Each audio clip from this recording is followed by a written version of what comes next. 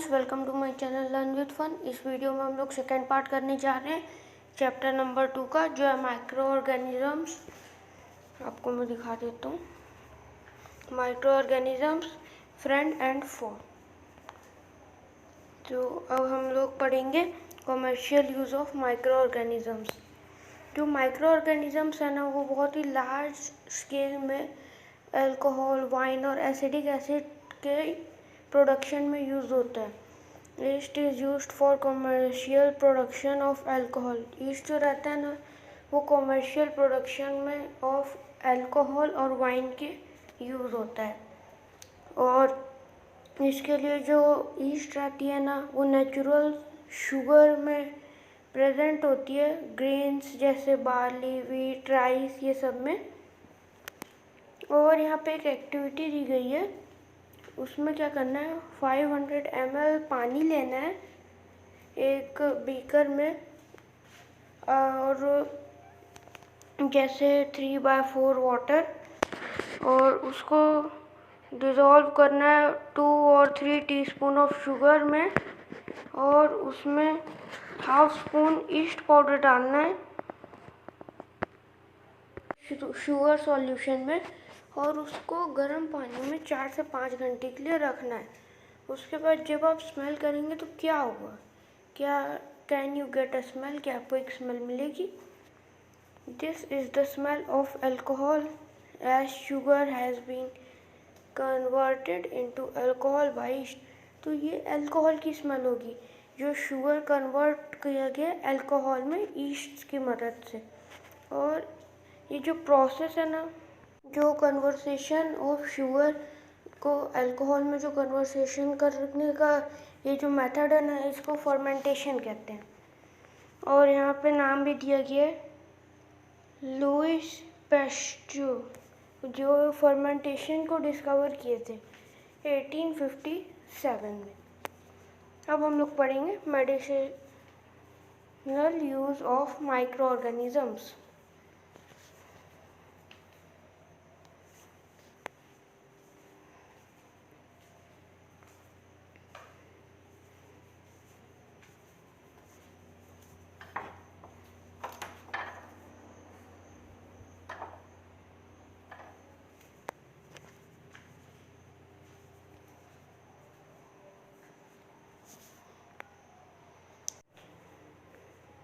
तो इसमें क्या बता रहे हैं कि जब आप बीमार पड़ते हैं तब आप डॉक्टर के पास जाते हैं, और वो आपको कुछ एंटीबायोटिक टैबलेट्स, कैप्सूल्स, इंजेक्शंस देता है, पेनिसिलिन्स। तो ये जो मेडिसिन है ना, ये भी माइक्रो ऑर्गेनिजम्स है। The source of this medicine is micro organisms. This medicine kills और stop the growth of the disease causing micro organisms. ये ग्रोथ जो होता है ना डिसीज कॉजिंग माइक्रो ऑर्गेनिजम्स का, उसको रोकते हैं। दिस मेडिसिन किल और stop the growth of the disease causing micro organisms. और इनको क्या है कि एंटीबायोटिक्स कहते हैं ऐसी मेडिसिन को। तो आजकल ना बहुत सारी एंटीबायोटिक्स प्रोड्यूस होती हैं बैक्टीरिया और फंगी की मदद से। और यहाँ पे कुछ नाम भी दिए गए हैं, स्ट्रेप्टोमाइसिन और टेट्रासाइक्लिन, और ये सब दिए गए नाम यहाँ पे कुछ। और यहाँ पे एक और डिस्कवरी दी गई है, 1929 में अलेक्जेंडर फ्लेमिंग ने एक कल्चर ऑफ डिसीज पे वर्क किया, बैक्टीरिया पे। और उसने क्या फाउंड किया कि लिटिल ग्रीन मोल्ड जो है स्पोर हो रहा है उसके एक कल्चर प्लेट में। He observe that the presence of mould prevent the growth of bacteria. तो वो जो ग्रोथ हो रही थी ना बैक्टीरिया की, उसको प्रिवेंट कर दिया, मतलब उसको एक तरीके से रोक दिया, और वो बैक्टीरिया को किल कर दिया। इसी से पेनिसिलिन जो है डिस्कवर हुई।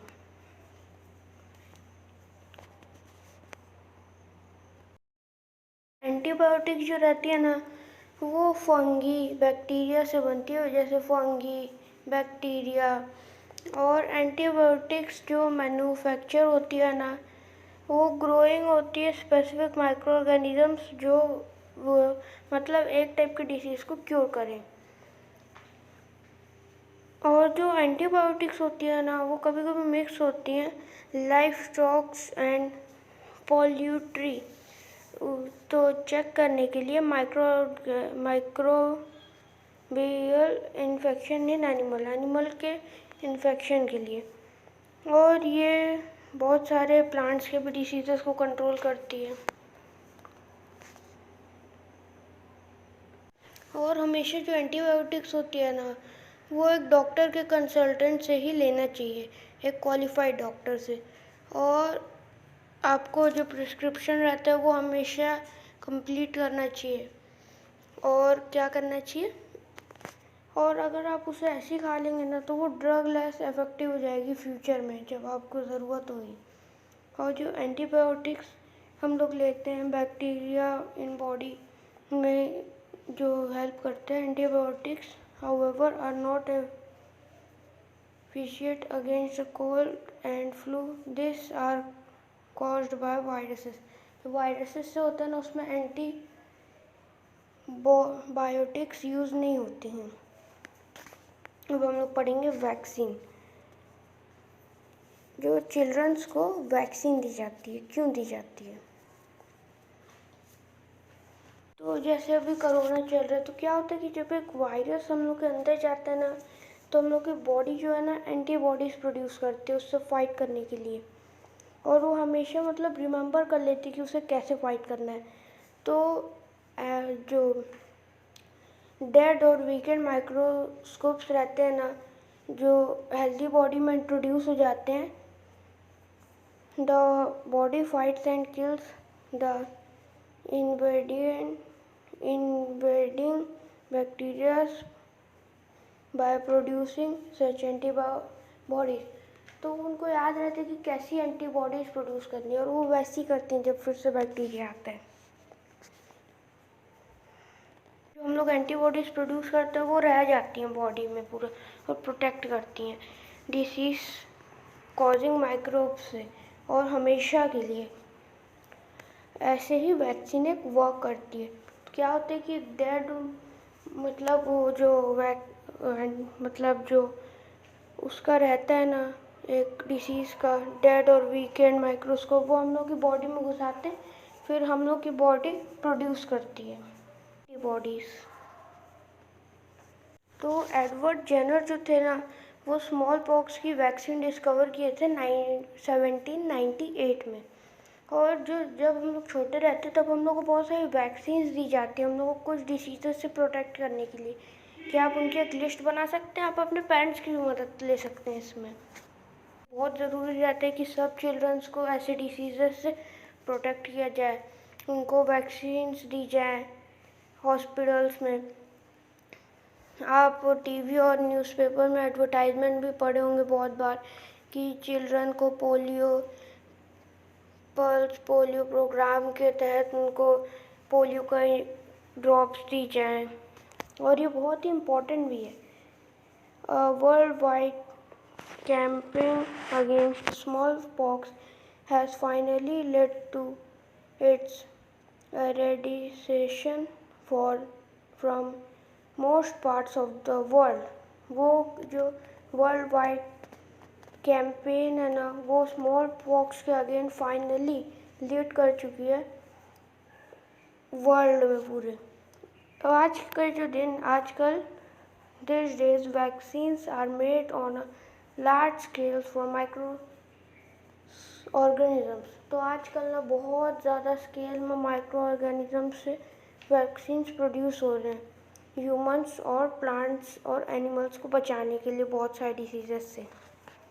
अब हम लोग पढ़ेंगे इंक्रीजिंग सॉइल फर्टिलिटी। बैक्टीरिया जो रहते हैं ना, वो नाइट्रोजन फिक्स करने में एटमॉस्फेयर से सॉइल में बहुत मदद करते हैं उसकी फर्टिलिटी बढ़ाने के लिए। ये जो कॉमनली कॉल्ड इन माइक्रोब्स को कहते हैं बायोलॉजिकल नाइट्रोजन फिक्सर्स। अब हम लोग पढ़ेंगे क्लीनिंग द एनवायरनमेंट। तो जो बुजुर्ग पहले रहते हैं ना, वो ऑब्जर्व करते हैं उनके स्कूल गार्डन में जो मैन्योर बन रहा होता है उनके फ्रेंड्स के साथ। वो कुछ वेस्ट कलेक्ट करते हैं, प्लांट्स, वेजिटेबल, फ्रूट का, कुछ हाउसेस से, उनके आसपास के और गार्डन से, और उन्हें एक गड्ढे में डाल देते हैं। और कुछ टाइम बाद, कुछ दिनों बाद वो डिकम्पोज हो जाता है और मैन्योर में कन्वर्ट हो जाता है। और पहेली और बुजुर्ग जो रहते हैं वो जानने की कोशिश करते हैं कि होता कैसे है। तो अब हम लोग एक एक्टिविटी पढ़ेंगे। तो इस एक्टिविटी में क्या करना है कि 2 पॉट्स लेने हैं, उनको मार्क कर देना है ए और बी। पहले में क्या डालना है, सॉइल डालना है और प्लांट वेस्ट डालना है। और दूसरे में क्या डालना है, polythene bags, empty glass bottle, ये सब डालना है। उनको ऑब्जर्व कर रही है 3 से 4 वीक के लिए। अब पढ़ते हैं आगे। Do you find any difference in the contents of the 2 pots? के आप कोई डिफरेंस पाते हैं? और अगर पाते हैं तो क्या आपको डिफरेंस मिलता है? आप ये देखेंगे कि जो प्लांट ए रहता है, पॉट ए रहता है जिसमें प्लांट वेस्ट डालते हैं, वो डिकम्पोज हो जाता है। ऐसा कैसे होता है? वो जो प्लांट वेस्ट रहता है वो मैन्योर में हो जाता है कुछ माइक्रोब्स की मदद से। The nutrients released in the process can be used by plant again. तो इसमें जो न्यूट्रिएंट्स निकल जाते हैं ना प्लांट से, वो फिर से यूज़ हो सकते हैं प्लांट में। प्लांट फिर से यूज़ कर सकते हैं। और आप क्या पॉट बी को ऑब्जर्व किए जिसमें पॉलीथीन बैग्स, एम्प्टी ग्लासेस डाले थे।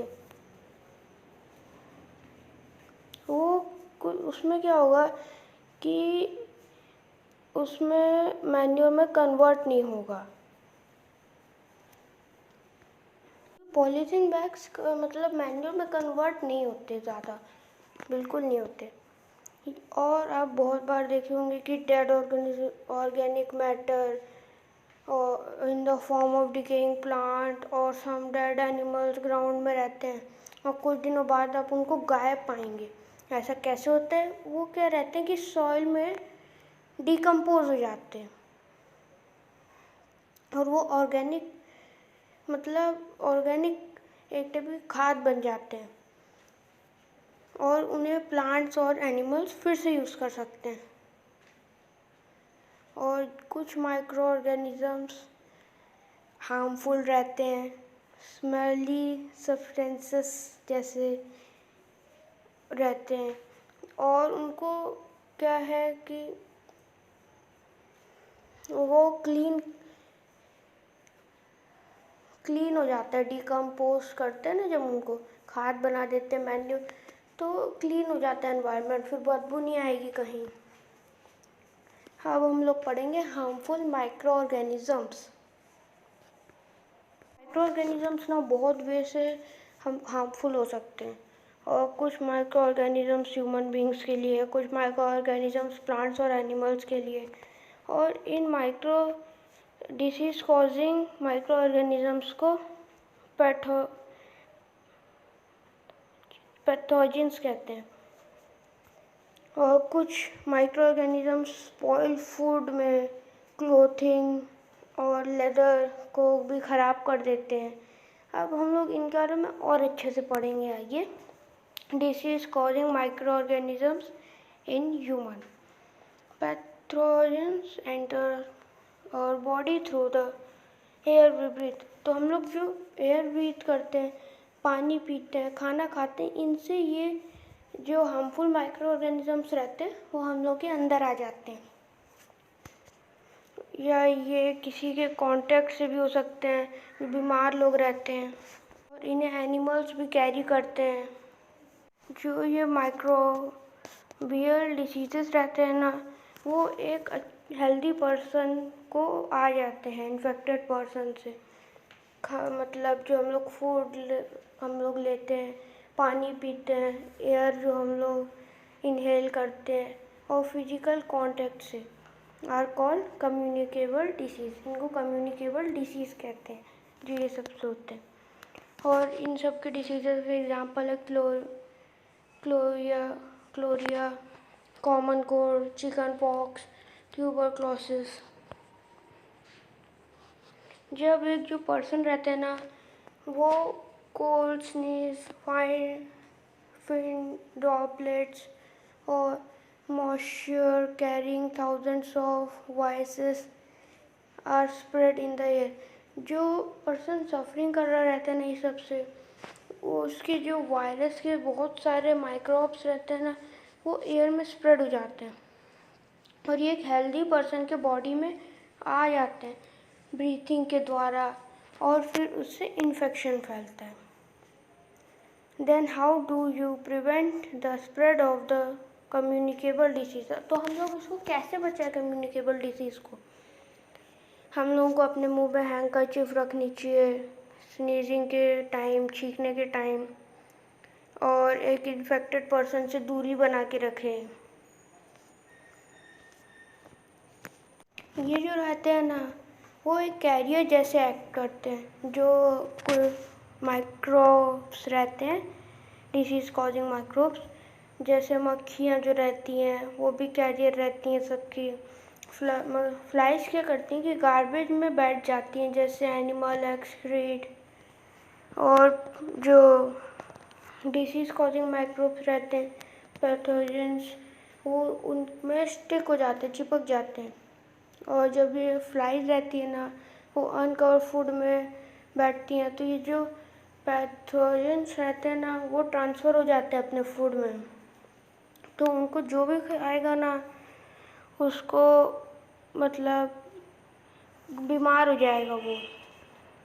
हमेशा बोलते कि अपने खाने को हमेशा कवर करके रखना चाहिए, और अनकवर्ड आइटम्स और फूड कभी नहीं खाना चाहिए।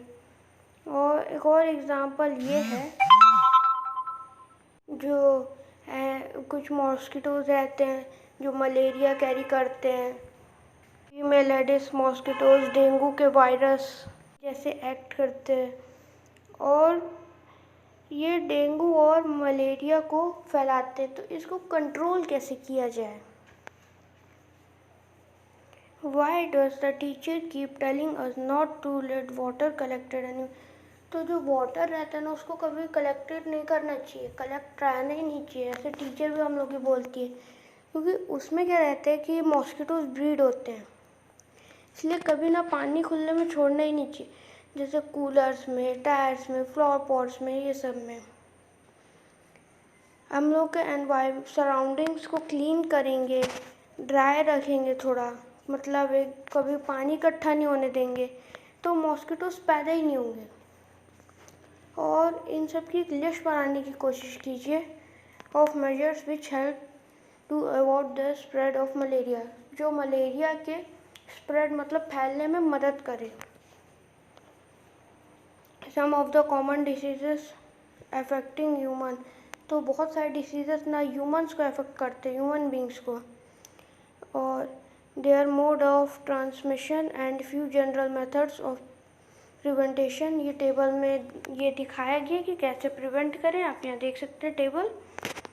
सो अगर आपको ये वीडियो अच्छी लगी हो तो प्लीज़ लाइक और सब्सक्राइब करें, और मिलते हैं अब इसके अगले पार्ट में। So thank you for watching this video.